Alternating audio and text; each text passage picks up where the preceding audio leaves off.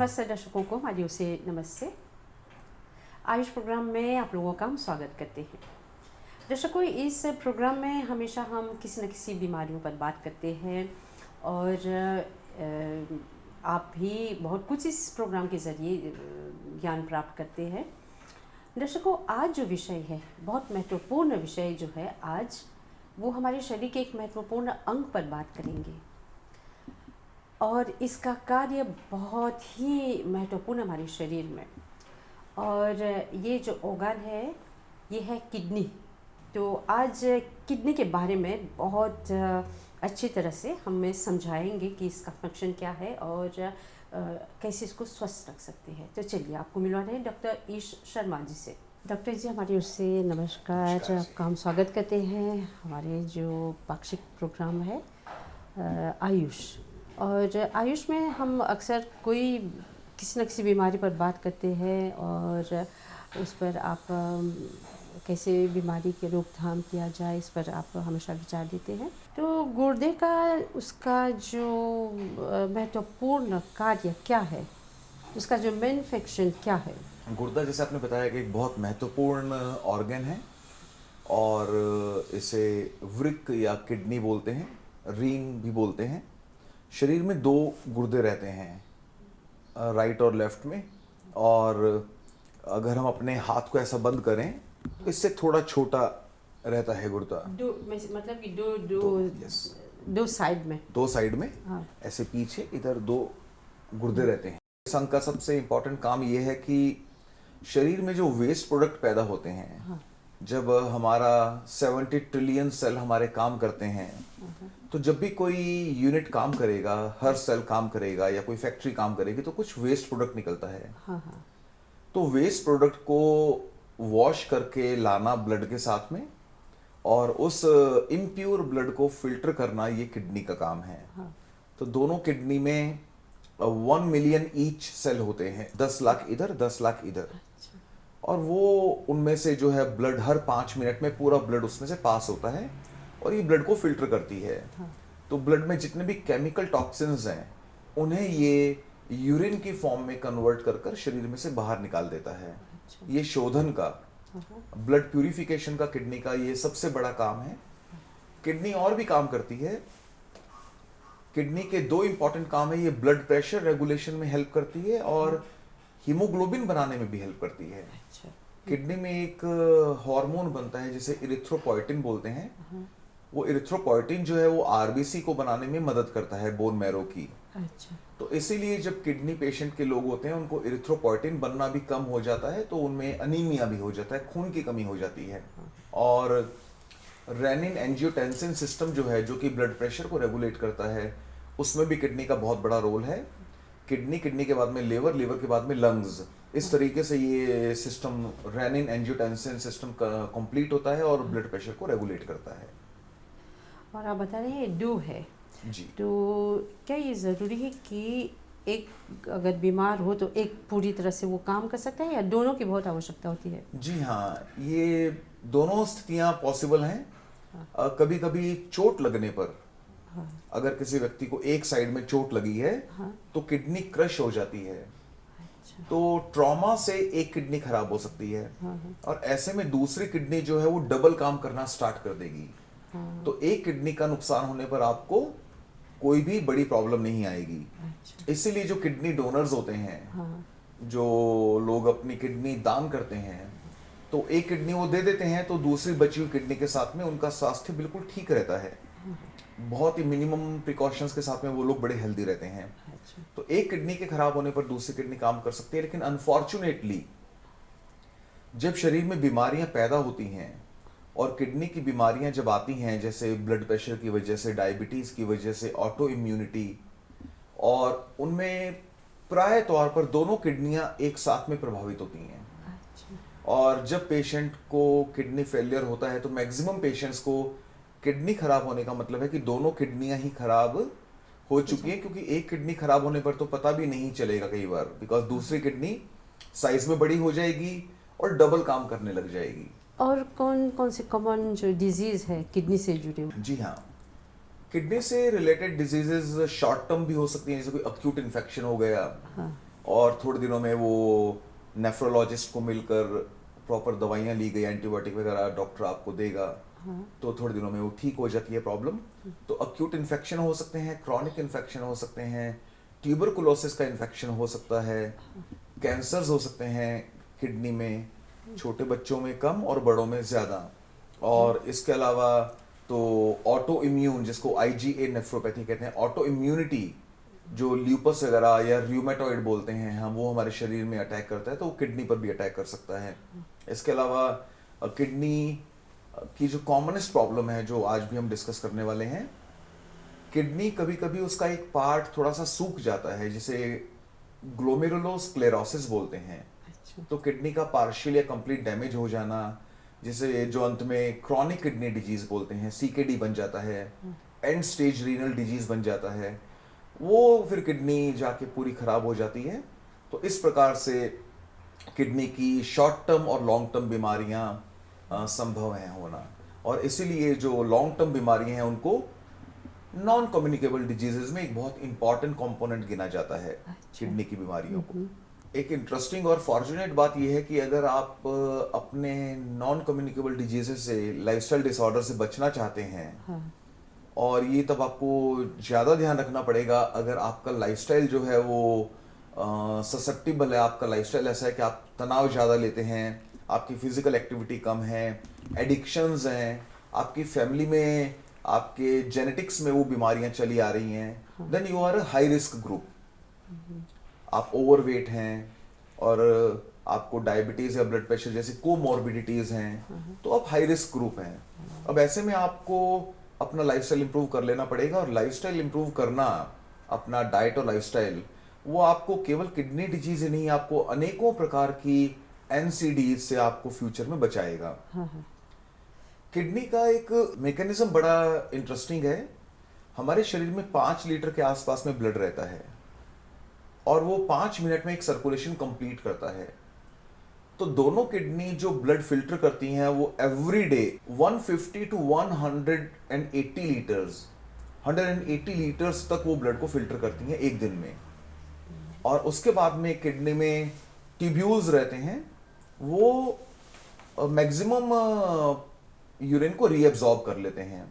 और केवल 1.5-2 litre urine जो है हम लोग एवरीडे पास करते हैं, बाकी सारा रीअब्सॉर्ब हो जाता है, बिकॉज वो प्रेशियस वाटर है, वाटर बॉडी को चाहिए। तो बहुत ही सेंसिटिव ऑर्गन है किडनी, कि किस चीज़ को रखना है, किसको फेंकना है, कौन बॉडी में एक्सेस हो गया। आपको जान के हैरानी होगी कि ग्लूकोज नॉर्मली किडनी फिल्टर नहीं करती, उसको ब्लड के अंदर ही रखती है, बिकॉज ग्लूकोज हमें एनर्जी देता है। तो नॉर्मल हमारा जो ब्लड ग्लूकोज है वो लाइक 70 टू 110 मिलीग्राम पर 100 ml ब्लड रहता है। अब किडनी इतनी सेंसिटिव है कि 70 टू 110 तक की ग्लूकोज को तो वो मेंटेन करेगी और बाहर नहीं फेंकेगी यूरिन में। लेकिन जैसे ही आपका ब्लड ग्लूकोज बढ़ के 180 पहुंच गया, तो किडनी समझ जाएगी कि अभी ग्लूकोज बहुत ज्यादा हो गया ब्लड में, डायबिटीज वगैरह में, तो 180 के बाद में वो उसे बाहर फेंकने लग जाती है यूरिन में। अच्छा। तो ऐसे ही वो हर कंपोनेंट के लिए, हर बायोकेमिकल के लिए रिस्पॉन्सिबल है, किस लिमिट तक किसको रखना है। किडनी डैमेज का एक बहुत बड़ा कारण है, जो कि अनजाने में ही लोग उसकी गिरफ्त में आ जाते हैं क्योंकि उन्हें अवेयरनेस नहीं होती है, वो है पेन किलर का ओवर यूज। अच्छा। कुछ लोगों को क्या रहता है कि दे फील लाइक कि मुझे कुछ बॉडी में पेन हो रहा है, या थोड़ा हेडेक रह रहा है, या कोई मसल पेन है, तो हैबिट डेवलप कर लेते हैं कि बार बार पेन किलर खाते हैं। सबसे बड़ा किडनी डैमेज होता है ब्लड प्रेशर से और डायबिटीज से। तो इन दोनों को कंट्रोल में रखना बहुत बहुत आवश्यक है। तो जिसको हम बोलते हैं diabetic nephropathy and hypertensive nephropathy. और अनफॉर्चुनेटली बहुत सारे लोगों को दोनों बीमारियां एक साथ रहती हैं। ये 3-4 तरह के लाइफस्टाइल डिसऑर्डर्स हैं जिनको हम बोलते हैं मेटाबॉलिक सिंड्रोम। अगर आपका मेटाबॉलिज्म खराब है तो आपको सिंड्रोम एक्स नाम का एक रोग समूह हो सकता है, उसको बोलते हैं सिंड्रोम, मेटाबॉलिक सिंड्रोम। उसमें diabetes, obesity, hypertension, high cholesterol वगैरह आ जाता है। अगर आपको ये तीनों चारों बीमारियां हैं तो ये मिलकर किडनी पर अटैक करती हैं, और किडनी बहुत जल्दी फेल हो जाती है, और तब वो स्थिति आती है जबकि पेशेंट को रीनल ट्रांसप्लांट या डायलिसिस के लिए जाना मजबूरी हो जाती है। डॉक्टर जी, आयुर्वेद में किडनी के बारे में क्या वर्णन किया गया है, क्या बताया गया है? आयुर्वेद में किडनी को बताया गया है कि शरीर में वाटर रिटेंशन करने का जो ऑर्गन है, वाटर रेगुलेशन करने का जो ऑर्गन है वो किडनी है। और जो कि फैक्ट है, मॉडर्न साइंस से भी फैक्ट है। यूरिन फॉर्मेशन की जो बिगिनिंग है वो आयुर्वेद किडनी से नहीं मानता, वो स्मॉल इंटेस्टाइन से मानता है। आयुर्वेद मानता है कि जो भी वाटर हम लोग पीते हैं उसमें जो एक्सेसिव वाटर है वो तो स्टूल में निकल जाता है, और जो वाटर हमारा स्मॉल इंटेस्टाइन एब्जॉर्ब कर लेता है वो हमारे ब्लड में जाके मिल जाता है। ब्लड में मिलने के बाद में हमारी सारी सेल्स में जाता है, सेल्स को वॉश करता है, उसी प्रोसेस में किडनी में आता है और किडनी में से यूरिन बन के निकल जाता है। तो आयुर्वेद जो है वो मानता है कि 24/7 इंटेस्टाइन से स्टार्ट होकर यूरिन फॉर्मेशन और किडनी से निकलकर पूरे शरीर का शोधन करता रहता है, पूरे शरीर के टॉक्सिन्स को रिमूव करता रहता है। किडनी बीमारियों का आयुर्वेद में बहुत अच्छा वर्णन है। कई प्रकार की क्रॉनिक किडनी डिजीजेज, मूत्राघात और मूत्रोत्संग, obstruction of urine, stone formation, cancers हैं किडनी के, और डायबिटिक कंडीशंस हैं जैसे डायबिटीज इंसिपिडस है, जिसमें Insipidus मतलब? डायबिटीज इंसिपिडस में बहुत अधिक यूरिन की मात्रा निकलती है शरीर में। हमारा एक ग्लैंड रहता है ब्रेन में, पिट्यूटरी। पिट्यूटरी से एंटी डायूरेटिक हार्मोन निकलता है। अब मैंने जैसे आपको बताया कि हमारी दोनों किडनी मिलके एक दिन में 180 लीटर यूरिन प्रोड्यूस करती हैं, लेकिन हम पास करते हैं 1.5 लीटर्स, तो 178.5 रीअब्जॉर्ब हो जाता है। वो रीअब्जॉर्ब कैसे होता है? Because of ADH, anti diuretic hormone. तो कभी कभी जब एंटी डायूरेटिक हार्मोन हमारे पिट्यूटरी ग्लैंड में कम बनता है तो हम लोग 3 लीटर से अधिक यूरिन एक दिन में पास करते हैं। 3 लीटर से अधिक यूरिन जब निकलेगा तो उसे बोलते हैं डायबिटीज इंसिपिडस। ये डायबिटीज मेलिटस से अलग है, इसमें ब्लड शुगर में फर्क नहीं पड़ता। तो उसके बारे में भी आयुर्वेद ने बताया है कि अधिक मूत्र निकलना एक प्रकार का रोग है। तो किडनी की अनेक प्रकार की बीमारियां इंक्लूडिंग इन्फेक्शंस, वातिक किडनी डिजीज, पैथिक कफज, किडनी कैंसर्स, किडनी के इन्फेक्शंस, स्टोन, अनेक प्रकार की किडनी की व्याधियां आयुर्वेद ने वर्णित की हैं और अनेक प्रकार के द्रव्य बताए हैं। डॉक्टर जी, आयुर्वेद में किडनी को स्वस्थ रखने के लिए क्या बताया गया है? जी, जब भी हम आयुर्वेदा ट्रीटमेंट की बात करते हैं, चाहे वो प्रिवेंटिव हो, चाहे वो मैनेजमेंट हो, पैलिएटिव हो या क्यूरेटिव हो, तो हम प्राय तौर पर सीधा किसी पर्टिकुलर हर्ब से स्टार्ट नहीं करते कि ये बीमारी तो ये हर्ब। ये एसोसिएशन जो है, ड्रग डिजीज रिलेशनशिप है, उसमें पेशेंट का जो इंडिविजुअल पैरामीटर्स हैं वो बाईपास हो जाते हैं, जो कि कंप्लीट आयुर्वेदा रिजल्ट नहीं देता। तो सबसे पहले हम सजेस्ट करते हैं कि आपको डाइट क्या लेनी चाहिए। तो किडनी हेल्थ के लिए आपको एज अ प्रिवेंशन आपको पर्याप्त मात्रा में पानी पीना चाहिए। सबकी आवश्यकता अलग अलग होती है, सबका बॉडी टाइप अलग है, सबकी वर्किंग अलग है, सबका मेटाबॉलिज्म अलग है। तो एक फिगर देना तो ठीक नहीं होगा सबके लिए, लेकिन रफली एक अडल्ट को 3 लीटर पानी प्रतिदिन पीना चाहिए। उससे क्या होगा कि जब आप इतना पानी पिएंगे तो आपके हर सेल की प्रॉपर फ्लशिंग होगी। अच्छा। हर सेल में से टॉक्सिन को वॉश करके बाहर निकाल दिया जाएगा, यूरिन आउटपुट बढ़ेगा, तो आपको ज़्यादा डिटॉक्स आप नेचुरली होते रहेंगे। हम कई बार लोगों से मिलते हैं तो बहुत कम पानी पीते हैं। कुछ व्यक्ति तो एक दिन में आधा लीटर 1 लीटर ही पानी पीते हैं। तो आपको पर्याप्त मात्रा में पानी लेना चाहिए। आपको बहुत अधिक कैफीन, कॉफ़ी और टी अधिक मात्रा में नहीं लेना चाहिए, क्योंकि वो डिहाइड्रेट करता है। अल्कोहल और अनेक प्रकार के हाई शुगरी जो ड्रिंक्स हैं वो भी हेल्दी नहीं है इसके लिए। तो आहार में आपको एक बहुत इंपॉर्टेंट पैरामीटर है जो कि बिना भूख के आपको खाना नहीं खाना चाहिए। एक्सेसिव फूड जो है वो बॉडी के लिए एक बर्डन रहता है और ऑर्गन्स को वो एक्सेसिवली एंगेज करता है वर्किंग के लिए, अननेसेसरी वर्किंग के लिए। तो केवल भूख लगने पर खाना खाना, पर्याप्त मात्रा में पानी पीना, और अगर आप हाई रिस्क ग्रुप में है तो डॉक्टर का रेगुलर कंसल्टेशन, आयुर्वेदिक डॉक्टर से मिलना, कोई किडनी प्रिवेंशन के लिए आपको हर्ब लेना है, सेल्फ मेडिकेशन नहीं करना चाहिए। ये बहुत बड़ी गलती है, लोग करते हैं। आहार के बाद में आता है। आहार में एक बात और, अगर आपको अनफॉर्चुनेटली किडनी डिजीज हो गई है तो आपको अपना डाइट प्लान और अपना वाटर इनटेक अपने नेफ्रोलॉजिस्ट को पूछ के ही करना चाहिए। उसमें आपको सोडियम पोटेशियम का रेस्ट्रिक्शन रहेगा। अगर आपको इडीमा है तो आपको वाटर इनटेक का रेस्ट्रिक्शन रहेगा। इडीमा मतलब? इडीमा मतलब स्वेलिंग है। अगर आपको किडनी फेलियर का, अगर हम लक्षणों की बात करें, किडनी फेलियर का सबसे पहला लक्षण होता है पेरी ऑर्बिटल इडीमा। जब आप सुबह उठकर जब आप अपने आप को मिरर में देखेंगे तो आपको अपनी आंखों के आसपास में स्वेलिंग नजर आएगी। आपको लगेगा आपकी आंखों के आसपास में काफी सूजन है, पानी भरा हुआ, आपकी आंखें छोटी छोटी हो गई हैं। अच्छा। उसे बोलते हैं पेरी ऑर्बिटल इडीमा। जब किडनी फेलियर होता है, किडनी प्रॉपर काम नहीं करती, या लिवर काम नहीं करता प्रॉपर, या हार्ट काम नहीं करता, ये तीनों ऑर्गन शरीर में वाटर रिटेंशन काम का आरंभ करते हैं। तो वाटर शरीर में एक बर्डन बन जाता है, एक टॉक्सिक मटेरियल बन जाता है। वाटर रिटेंशन से आपका हार्ट फेलियर, ब्लड प्रेशर बढ़ना, ऑर्गन फेलियर वगैरह होता है। डॉक्टर जी, आपने बताया कि किडनी को स्वस्थ रखने के लिए क्या आहार लेना चाहिए और क्या कर सकते हैं अपनी किडनी को ठीक रखने के लिए? जी, आहार के बाद में बहुत आवश्यक है स्ट्रेस मैनेजमेंट।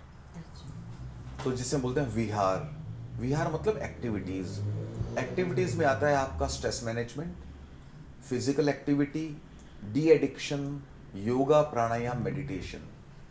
अगर आप ये प्रॉपर विहार करते हैं, जिसको बोलते हैं लाइफस्टाइल आपका अगर ठीक है, अगर आप स्ट्रेस को मैनेज कर सकते हैं, तो आपका नॉट ओनली किडनी, आपके सभी ऑर्गन अधिक स्वस्थ रहेंगे। स्ट्रेस के बारे में आयुर्वेद ने बोला विषादो रोग वर्धना नाम, यानी कि बीमारियों को बढ़ाने में सबसे बड़ा फैक्टर है स्ट्रेस।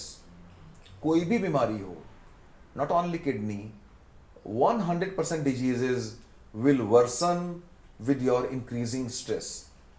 और किडनी डिजीजेस पर तो बहुत ही स्पेशल स्टडीज हुई हैं कि जैसे जैसे पेशेंट का स्ट्रेस बढ़ा, वैसे वैसे उन लोगों में, अगर उनको एंड स्टेज रीनल डिजीज था या क्रॉनिक किडनी डिजीज था, तो बिल्कुल स्ट्रेस बढ़ने के साथ साथ में उनके ब्लड में यूरिया और क्रेटिनिन बढ़ते चले गए, जो कि वो दो इंपॉर्टेंट ऑक्सीजन हैं जो किडनी रेगुलर शरीर में से बाहर फेंकती है। और जब किडनी फेल हो जाएगी, प्रॉपर काम नहीं करेगी, तो ये दोनों toxic material urea and creatinine हमारे ब्लड में बढ़ने लग जाते हैं, और वही किडनी का फेलियर का इंडिकेटर है।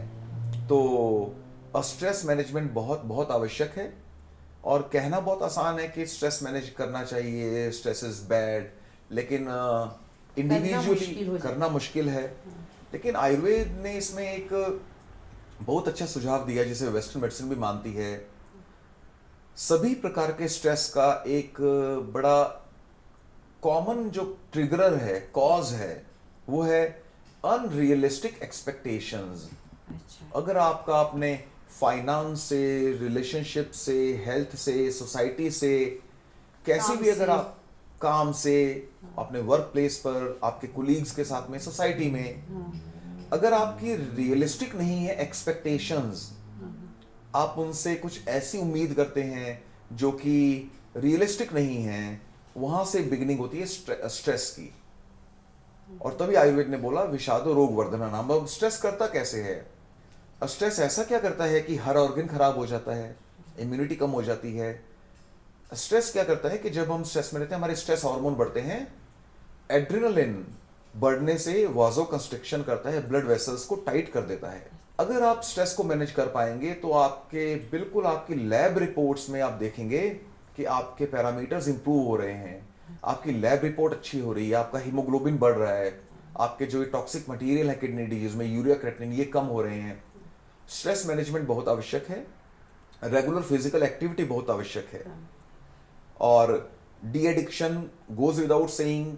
अल्कोहल और स्मोकिंग आपको जान के हैरानी होगी कि केवल लंग्स को खराब नहीं करता, ब्लैडर कैंसर का सबसे बड़ा कारण है स्मोकिंग। और अगर कोई 60 साल का व्यक्ति है और वो स्मोकिंग करता रहा है, और कभी कभी बिना स्मोकिंग के भी अगर पेनलेस हेमेचूरिया होता है, यानी कि पेशेंट को अपने यूरिन में ब्लड नजर आता है लेकिन उसके साथ में कोई पेन नहीं है, तो हमें सबसे पहले ब्लैडर कैंसर का डाउट होता है। हमारे पास में पेशेंट आते हैं, बोलते हैं कि डॉक्टर जी मुझे पिछले कुछ वीक से मुझे कभी कभी अपने यूरिन में ब्लड दिखता है, बट आई एम हैप्पी कि कोई पेन वगैरह नहीं है, तो मैं आपके पास जल्दी नहीं आया। अगर पेन के साथ में ब्लीडिंग हो रही है तो वो इन्फेक्शन और स्टोन से हो सकता है, जिसका इलाज जल्दी संभव है। लेकिन बिना पेन के ब्लीडिंग होना, इसलिए बोलते हैं पेन हमारा फ्रेंड है। बिना पेन के यूरिन में ब्लड आना, वो यूरिनरी ब्लैडर का कैंसर हो सकता है, लेकिन कभी भी ऐसे डायग्नोज नहीं किया जाता। कैंसर जैसा बड़ा वर्ड किसी को बोला नहीं जाता कि अच्छा आपको ब्लड आ गया बिना पेन के, आपको तो कैंसर हो गया। ये बहुत अनएथिकल है। केवल हमें उसे ऑब्जर्वेशन में रखना है, उसे प्रॉपर डॉक्टर के पास में भेजना है, बिना कुछ बोले कि आपको क्या हो सकता है। उसकी प्रॉपर इन्वेस्टिगेशन होनी चाहिए, उसकी बायोप्सी वगैरह होगी, तब जाके कंफर्म होगा कैंसर है कि नहीं है तो कौन से ग्रेड का है और किस टाइप का है। तो स्ट्रेस मैनेजमेंट बहुत आवश्यक है। फिजिकल एक्टिविटी के बिना आप एनसीडी से फाइट नहीं कर सकते। डी एडिक्शन आपको करना पड़ेगा। प्राणायाम और योगा आपको बहुत बहुत हेल्प करते हैं। अगर आप रेगुलर योगासन करते हैं, अष्टांग योग का पालन करते हैं, ब्रीदिंग एक्सरसाइजेस करते हैं, तो आपको बहुत हेल्प मिलती है। आपको पोस्चर्स आपको हेल्प करते हैं। आपके जो अनयूजुअल ऑर्गन्स हैं जो कि नॉर्मली हिलते ही नहीं हैं, जिनका जो बहुत स्टेशनरी ऑर्गन्स हैं, पेनक्रियाज है, किडनी है, जब हम ट्विस्टिंग करते हैं, विभिन्न आसन करते हैं, तो उन ऑर्गन्स का मोबिलाइजेशन होता है। जब वो ऑर्गन थोड़ा मोबिलाइज होते हैं, थोड़ा हिलते हैं, तो उनमें ब्लड सप्लाई अच्छी होती है, उनमें क्लॉगिंग कम होती है। प्रॉपर प्राणायाम करने के साथ में विशेषकर कपालभाति, आपको बेटर ऑक्सीजन सप्लाई मिलती है आपके सेल्स के लिए। और किडनी ऑक्सीजन को लेके बहुत बहुत सेंसिटिव है। अगर किडनी को थोड़ी देर के लिए ऑक्सीजन ना मिले, रीनल आर्टरी स्टेनोसिस वगैरह हो जाए, आपको किडनी में जाने वाली आर्टरी अगर दब जाए, ब्लॉक हो जाए थोड़ी देर के लिए, तो किडनी तुरंत अक्यूट ट्यूबुलर नेक्रोसिस में चली जाती है, मतलब बहुत जल्दी फेलियर में चली जाती है। फॉर्चुनेटली वो 10-15 दिनों में ठीक हो जाता है अगर आपका ब्लॉकेज हट जाए। लेकिन अगर आपकी किडनी को लंबे समय तक आप अगर एड्रेनलिन के प्रभाव में रहेंगे, तनाव में रहेंगे, दुख की बात यह है कि लोगों को उतना तनाव होता नहीं है जितना वो इमेजिन कर लेते हैं। ऐसा हो गया तो क्या होगा, अगर मेरी जॉब ऐसे हो गई, ट्रांसफर हो गई, जॉब चली गई, मेरा अगर फाइनेंस कम हो गया, या मेरे पास में अगले साल अगर मेरा फाइनेंस डबल नहीं हुआ, बिना रीजन के वो इमेजिन करते हैं स्ट्रेस को। हाँ। उससे आप समझ सकते हैं बड़ा मैथमेटिकल है। जितना आपका स्ट्रेस बढ़ेगा उतना आपका एड्रेनलिन बढ़ेगा, जितना एड्रेनलिन बढ़ेगा उतना आपके ब्लड वेसल छोटे हो जाएंगे, वो नैरो हो जाएंगे, वाजो कंस्ट्रिक्शन। लंबे समय तक किडनी को कम ब्लड मिलेगा तो धीरे धीरे किडनी फेल्योर में चली जाएगी। धीरे धीरे का मतलब है क्रॉनिक किडनी डिजीज।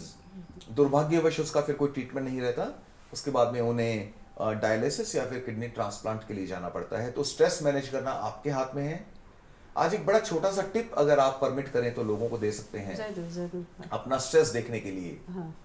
ये हम पेशेंट्स के साथ में करते हैं, लेकिन आप भी अपने साथ कर सकते हैं। आपको क्या करना है, आप 1 मिनट का टाइमर लगा दें अपने मोबाइल फोन में, और उसको ऑन करने के साथ में अपनी आंख बंद कर लें अगर आप अकेले हैं। नहीं तो अपने मित्र को, फैमिली मेंबर को एक वॉच दे दीजिए, और जैसे ही वो बोलेगा अपनी आंखें बंद कीजिए, और वो टाइमर स्टार्ट कर देगा। और आपको इंस्ट्रक्शन होगा कि आपको आंखें बंद रखनी है और माइंड में काउंट करना है 60 सेकेंड। 60 सेकेंड काउंट होने पर आपको आंखें खोल लेनी है। तब आपका मित्र, आपका फैमिली मेंबर या आपका अलार्म आपको बताएगा कि अभी 60 सेकेंड पर आपने खोला, कि जल्दी खोला कि बाद में खोला। अच्छा। अगर आपने 55 to 65 सेकेंड के बीच में आंख खोली है तो आप बहुत बैलेंस्ड हैं। प्रॉब्लम क्या आने वाली है अधिकतर दर्शकों के साथ में, कि वो लोग 40 सेकंड पे ही आंख खोल लेंगे, क्योंकि हमारा पेशेंस खत्म हो चुका है, हम तनाव में हैं। अगर मैं आंखें बंद करूंगा तो मैं जल्दी जल्दी काउंटिंग करूंगा तो मुझे लगेगा जब 40 सेकंड 30 सेकंड ही होंगे, मुझे लगेगा हो गया बहुत टाइम, 1 मिनट हो गया, तो मैं आंखें खोल दूंगा। अगर आप 55 सेकंड से पहले आंख खोल लेते हैं, इसका मतलब कुछ ना कुछ तनाव आपको है। वो सबकॉन्शियस हो सकता है, वो ऑब्वियस हो सकता है। तो आपको क्या करना है, अगर आपकी आंख जल्दी खुल रही है तो आपको लेट गो करना है, चीजों को छोड़ना है, लेड बैक रहना है, होने दो जो हो रहा है। I am doing my best, मेरा जॉब, मेरा रिलेशनशिप, मेरा बैंक बैलेंस, मेरा XYZ जो जैसे चल रहा है, God is there to take care. भगवान भरोसे छोड़ के आपको थोड़ा रिलैक्स होना है। Don't try to micromanage. आप हर चीज को मैं ही कंट्रोल करता हूं, मैं ही करता धरता हूं, हर चीज में मैं ही कुछ करूंगा, वो उतना ज्यादा रिस्पॉन्सिबिलिटी बर्डन अपने ऊपर नहीं लेना है। इतना सा अगर आप कर लेंगे तो आपकी आंखें थोड़ा लेट खुलेंगी, 60 सेकंड पे खुलेंगी और आपका तनाव कम हो जाएगा। डॉक्टर जी बहुत बहुत सुंदर वो अब अच्छा सलाह दे रहे हैं कि कैसे हम अपने स्ट्रेस को मैनेज करें। एकदम आसान है, लेकिन बहुत लोग कर नहीं पाते हैं जी। इतने वो तनाव में रहते हैं। तो ये अगर इसको मैनेज कर पाए तो बहुत अच्छी बात है। अब आते हैं हम हर्ब्स पर। हर्ब्स कौन से ऐसे जो है वनस्पति या हर्ब्स जिससे हम अपने जो किडनी है उसको हम अच्छा से स्वस्थ रख सकते हैं? जी हाँ, किडनी की अलग अलग कंडीशंस होती हैं, व्यक्ति अलग अलग प्रकार का रहता है, और उसमें कोमॉर्बिडिटीज अगर आयुर्वेदा लैंग्वेज में बोले तो सबसे इंपॉर्टेंट है इनडाइजेशन, अग्निमांद्य। अगर आपका डाइजेशन ठीक नहीं है तो आपकी किडनी भी हेल्दी नहीं रहेगी, ऐसा आयुर्वेद मानता है। तो आपको एक पर्सनल असेसमेंट के लिए आपको किसी भी हर्ब्स जो हम बोलने जा रहे हैं उससे सेल्फ मेडिकेशन आपको स्टार्ट नहीं करना। हमने कोई हर्ब बोला, आप जाके मार्केट में ढूंढने लग गए और खाने लग गए, वो सेल्फ मेडिकेशन नहीं करना। मुझे बहुत खुशी होती है देखकर कि जो यहाँ पर 6 गवर्नमेंट हॉस्पिटल्स हैं उनमें आयुर्वेदा मेडिक्लिनिक्स हैं, उनके डॉक्टर्स बहुत ही वेल ट्रेन्ड हैं, उनका क्लिनिकल एक्सपोजर बहुत अच्छा है। तो आपको तुरंत जाकर अपने नियरेस्ट आयुर्वेदा डॉक्टर को मिलना है, उसको बताना है कि मेरी ये कंडीशन है, ये मेरी ब्लड रिपोर्ट्स हैं, वो आपको चेक करेंगे, वो आपको आयुर्वेदा हर्ब्स एंड मेडिसिन देंगे। बहुत ही अच्छी क्वालिटी की हर्ब्स आपकी गवर्नमेंट मंगवाती है आयुर्वेदा मेडिक्लिनिक्स के लिए। 200 से अधिक प्रकार की दवाइयाँ आती हैं और वो सभी आपके लिए अवेलेबल हैं। तो आप खुद लेने की बजाय सेल्फ मेडिकेशन कभी नहीं करना। ना कोई अपनी वेस्टर्न मेडिसिन को आपने कम ज्यादा करना है, ना आयुर्वेदिक मेडिसिन आपको खुद लेनी है। आयुर्वेदिक डॉक्टर को जाकर मिलना है, वो आपको असेस करेंगे। और जो कुछ कॉमन हर्ब्स है मैं आपको बता सकता हूँ।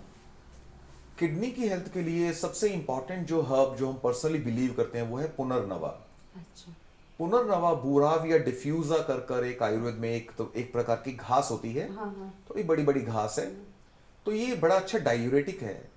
पुनर्नवा एक ऐसी औषधि है कि डायूरेटिक है, मतलब शरीर में से एक्स्ट्रा वाटर को निकालने के लिए पुनर्नवा बेस्ट है। इसलिए ये शायद एक ऐसी औषधि है जो कि हार्ट, लिवर और किडनी तीनों के लिए सर्वोत्तम है। तो पुनर्नवा साधित जल पेशेंट को पीने को बोलते हैं। हम पेशेंट्स को बोलते हैं कि आपको एक दिन में आप कितना पानी पीते हैं। अपनी किडनी की बीमारी की वजह से मान लीजिए वो प्रतिदिन 1.5 लीटर पानी पीता है, क्योंकि किडनी पेशेंट कभी कभी अनलिमिटेड पानी नहीं पी सकता, 3-4 लीटर। उसको कभी कभी वाटर रिटेंशन भी करना, वाटर रिटेंशन को देखते हुए वाटर रेगुलेशन करना पड़ता है। अगर शरीर में सूजन आ रही है, वाटर रिटेंशन हो रहा है, फिर आप पानी बहुत ज्यादा पी रहे हैं, वो भी हेल्दी नहीं है। तो हम पुनर्नवा में उबला हुआ पानी पेशेंट को पीने को बोलते हैं। गोक्षरू एक बहुत अच्छी मेडिसिन है जो कि not only renal stone and renal infections, renal bleedings और रीनल रिजुविनेशन में हेल्प करता है गोक्षरू, और भी अनेक प्रकार की किडनी बीमारियों में हेल्प करता है। इसके अलावा हमारा वरुण है जो कि बहुत इफेक्टिव मेडिसिन है। दशमूल की 10 दवाइयां हैं, वो बड़ा अच्छा काम करती हैं। चंदन है, वो किडनी के इन्फेक्शंस को कम करता है। अनेक प्रकार की कॉमन दवाइयां हैं जो जड़ी बूटियां हमें नॉर्मली अवेलेबल हैं अपने आसपास में, उनको हम लोग ले सकते हैं। कई प्रकार के एक्वेटिक प्लांट्स हैं जो नॉर्मली सबके पास अवेलेबल नहीं होते, लेकिन उनकी बनाई हुई मेडिसिन जो हैं, कमल वगैरह की, लोटस और लिली की, वो भी बड़ी इफेक्टिव कूलेंट है वो किडनी के लिए। पित्त पापड़ा एक मेडिसिन है, वो इफेक्टिव है। तो आपको अपने आयुर्वेदिक डॉक्टर से मिलकर कौन सी हर्ब्स का कॉम्बिनेशन, कौन से प्रिपेयर्ड हर्ब्स या सिंगल हर्ब्स आपको लेनी है, आपको आयुर्वेदा मेडिक्लिनिक में जाकर लेनी चाहिए। तो डॉक्टर जी बहुत धन्यवाद सभी विचारों के लिए। हमारी ओर से आपको नमस्कार जी, सभी दर्शकों को नमस्कार। तो बहुत जल्दी हम आपसे मिल रहे हैं एक और प्रोग्राम में। हमारी ओर से आप सबों को नमस्ते।